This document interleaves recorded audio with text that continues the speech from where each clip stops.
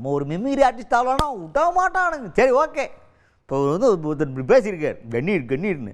அவர் நன்றி சொல்ல வரலையா, அவர் கொண்டாட வந்துருக்கிறாராம்.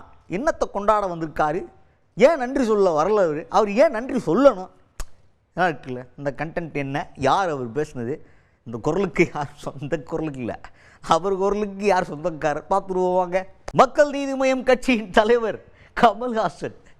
நான் வாய்ஸ் வச்சு கண்டுபிடிச்சிருப்பீங்கச்சா புரியலையா? சரி விடுதா, நமக்கு சுமாராக தான்ப்பா மெமரி வரும். அது என்ன பண்ணுறது, மேட்ரி வரும். நன்றி சொல்கிறதுக்கு வந்தாரான்னு கேள்வி கேட்டாங்களா, ஏன் நன்றி சொல்கிறதுக்கு வந்திருப்பாருன்னு நம்ம நினச்சோன்னா, எம்பி சீட்டு ஒன்று கொடுக்குறதா பேச்சு போயின்னுக்குது, ராஜ்யசபா சீட்டு.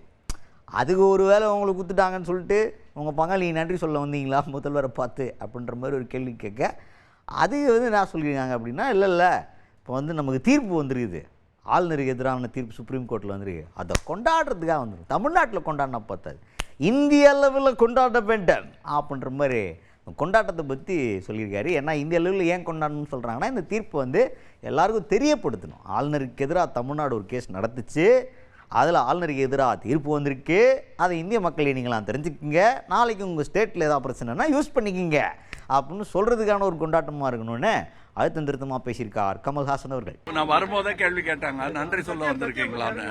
ராஜ்யசபா சீட்டுக்காக நன்றி அப்படின்னு நினைச்சிட்டு இருந்தாங்க. அது பார்ட்டியில முடிவு பண்ணி யாருன்னு முடிவானதான் அப்ப நன்றி சொல்ல வருவோம்.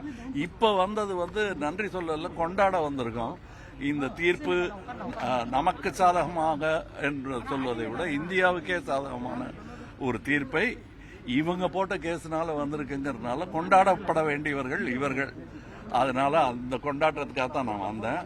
அதுல என்ன உதவி பண்ணணும்னாலும் தேசிய அளவில் இந்த வெற்றியை நாம மற்றவர்களுக்கும் பிரயோஜனப்படும்படி கொண்டாட வேண்டும்.